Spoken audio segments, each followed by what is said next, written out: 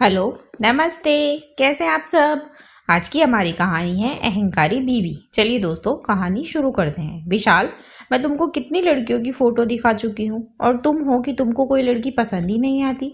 क्या बात है? सीमा जी ने कहा। माँ, मैं वो एक लड़की को पसंद करता हूँ। विशाल ने कहा। कौन? कब? मेरा मतलब है फिर तुमने पहले क्यों नहीं बताया? सीमा जी ने कहा। माँ, वो मेरे साथ ही पढ़ती है, नेहा नाम है उसका। विशाल ने कहा। सीमा जी विशाल की माँ है और अपने बेटे की शादी को लेकर चिंतित है। जैसे ही विशाल ने बताया कि वो किसी को पसंद करता है, सीमा जी ने ये बात अपने पति राजेश जी को बताई और अगले ही दिन वो लोग नेहा से मिलने उसके घर पहुंचे। नेहा के माँ नहीं है, बस पिताजी है और उनको भी इस रिश्ते से कोई ऐतराज नहीं था और दोनों की शादी तय हो गई। विशाल के परिवार में उसके माता पिता विशाल और एक छोटी बहन है नमिता। नेहा की शादी की खबर सुनकर उससे मिलने उसकी कुछ फ्रेंड्स घर आई और आकर बोली, नेहा, अब तेरे अच्छे दिन बीतने वाले हैं। अब तो तुझे किसी और के हिसाब से जीना पड़ेगा। नेहा बोली, अरे नहीं नहीं, ऐसा नहीं है, मेरे ससुराल में तो सब बहुत अच्छे हैं। कि तभी उसकी एक फ्रेंड बोली, हाँ हाँ, अभी तो सब अच्छे हैं, असली रंग तो शादी के बाद सामने आएंगे। अरे सास नंद कब अच्छी होती है? अब तो तुम्हें हमसे मिलने के लिए भी तेरी सास नंद की परमिशन लेनी होगी। ये शादी का लड्डू है नेहा, जो खाए वो पछताए, जो ना खाए वो भी पछताए। और फिर वे लोग चले गए। पर नेहा के मन में ये सारी बातें बैठ गई। नेहा और विशाल की शादी हो गई और नेहा ये सारी बातें मन में लेकर ससुराल पहुंची। अगले दिन उसे मुंह दिखाई की रस्म के लिए तैयार होना था। वो नहाकर तैयार हो रही थी कि तभी उसकी नंद आई और अपने साथ एक साड़ी लाई और बोली, भाभी आप ये साड़ी पहनो। नेहा अपने साथ अपनी पसंद की साड़ी लाई थी, पर मजबूरन उसे वो साड़ी पहननी पड़ी और नेहा को अपनी फ्रेंड्स की कही सारी बातें याद आने लगी। अगले दिन नेहा की सास और उसकी नंद नेहा को गिफ्ट्स में मिले कपड़े देख रहे थे कि तभी उसकी सास बोली, अरे ये कैसे कपड़े दिए हैं, इतने हल्के, इतने सस्ते। नमिता भी अपनी माँ की हाँ में हाँ मिलाते हुए बोली, हाँ माँ, एकदम ही बेकार कपड़े हैं। नेहा ने ये सब सुना। उसे लगा कि वो लोग उसके मायके से मिले कपड़ों की बात कर रहे हैं। अब नेहा को अपनी फ्रेंड्स की सारी बातें सच लगने लगी। अब नेहा अपनी सास और नंद के खिलाफ साजिशें रचने लगी। एक दिन नमिता ने नेहा से कहा कि भाभी, मेरे कॉलेज में फंक्शन है, आप अपनी कोई साड़ी मुझे दे दो ना। तब नेहा बोली, मैं क्यों दूं तुमको साड़ी, तुम अपने कपड़े पहनो। नमिता को बहुत बुरा लगा पर उसने कुछ भी नहीं कहा। शाम को जब विशाल ऑफिस से आया तब नेहा उसको देखते ही रोने लगी और बोली, विशाल, आज नमिता ने मुझसे बहुत बदतमीजी से बात करी है। उसने मुझे कहा कि तू इस घर में नौकरानी है। विशाल बोला, पर नेहा, नमिता तो कभी ऐसा नहीं करती, तुमको कोई गलत फहमी हुई है। तब नेहा बोली, हाँ हाँ, मैं ही बुरी हूँ और तुम्हारे घर वाले बदला ले रहे हैं मुझसे, क्योंकि तुमने उनकी पसंद से शादी नहीं करी और भुगतना मुझे पड़ रहा है। और नेहा रोने लगी। फिर विशाल ने नमिता को बुलाकर उसको खूब डांटा। फिर कुछ दिनों बाद सीमा जी ने नेहा से कहा, बेटा आज खाना तुम बनाओ। विशाल बता रहा था कि तुम खाना अच्छा बनाती हो। मैं क्या नौकरानी हूँ जो खाना बनाऊँ? आप खुद ही बना लो, मुझसे ये फालतू के काम नहीं होते, समझी आप? नेहा ने कहा। सीमा जी नेहा का मुंह देखती रही, फिर भी उन्होंने कुछ नहीं कहा। शाम को जब विशाल आया तब नेहा ने आते ही उससे कहा, विशाल, आज मेरी तबीयत खराब थी, सर में बहुत दर्द था, फिर भी मम्मी जी ने मुझे खाना बनाने को कहा। जब मैंने मना किया तो उन्होंने मुझे बहुत खरी खोटी सुनाई। तुम्हारे घर वाले मुझे बिल्कुल भी पसंद नहीं करते, तुम मुझे मेरे घर छोड़ आओ प्लीज।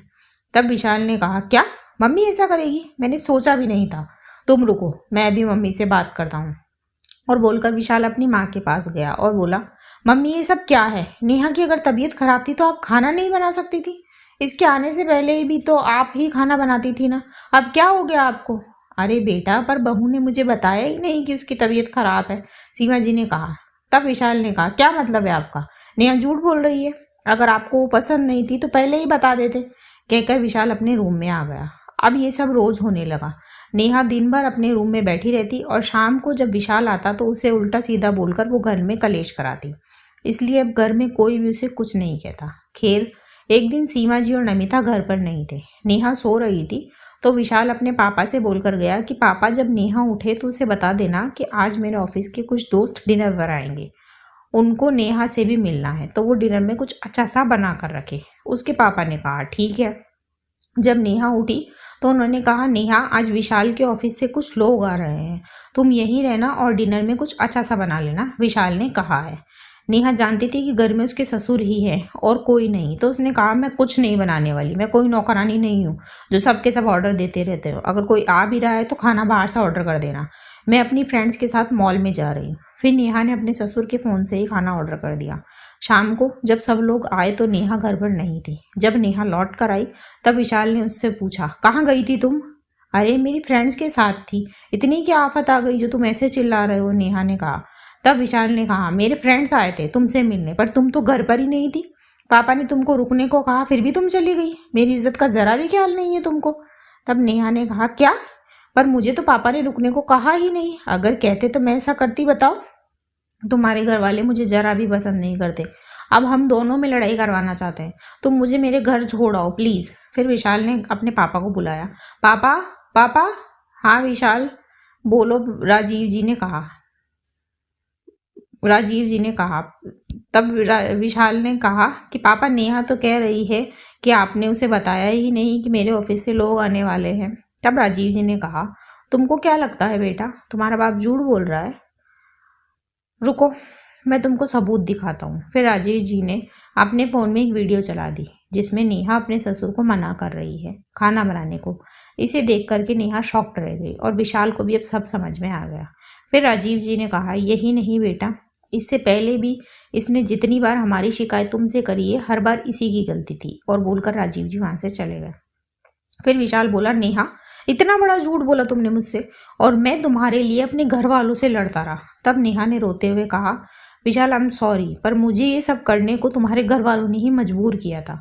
फिर उसने वो साड़ी वाली बात बताई। तब विशाल बोला, वो साड़ी मैं लाया था तुम्हारे लिए, मैंने ही नमिता को कहा था कि तुमको कहे वही साड़ी पहनने को। अच्छा, और जब मम्मी जी और नमिता मेरे मायके से आए कपड़ों की बुराई कर रहे थे क्या? विशाल ने कहा कि तभी उसकी सास और नमिता भी आ गई। उन्होंने ये बात सुनी और आते हुए कहा, नेहा तुमसे किसने कहा कि हम तुम्हारे घर से मिले कपड़ों की बात कर रहे थे? हम तो तुमको मुंह दिखाई में मिले कपड़ों की बात कर रहे थे, सीमा जी ने कहा। तब नेहा ने कहा, पर मुझे लगा और मेरी फ्रेंड्स भी कह रही थी कि सास नंद आपकी लाइफ को कंट्रोल करती है, इसलिए मुझे लगा मैं भी तुम्हारा जीना हराम कर दूंगी। और बोलकर सीमा जी हंसने लगी। उनको हंसता हुआ देखकर सब हंसने लगे। दोस्तों, गलतफहमी किसी भी रिश्ते को खराब कर सकती है। इसी मैसेज के साथ कहानी खत्म होती है। कहानी आपको कैसी लगी मुझे कमेंट बॉक्स में ज़रूर बताएं। ऐसी ही और कहानियाँ सुनने के लिए मेरे चैनल KNY के हिंदी कहानियाँ को सब्सक्राइब ज़रूर करें। कर दिया? थैंक यू सो मच दोस्तों सब्सक्राइब करने के लिए। प्लीज़ मेरे चैनल को प्लीज़ मेरी वीडियो को लाइक करें, कमेंट में बताएं कहानी आपको कैसी लगी, शेयर करें। थैंक यू सो मच दोस्तों, थैंक्स फॉर वॉचिंग।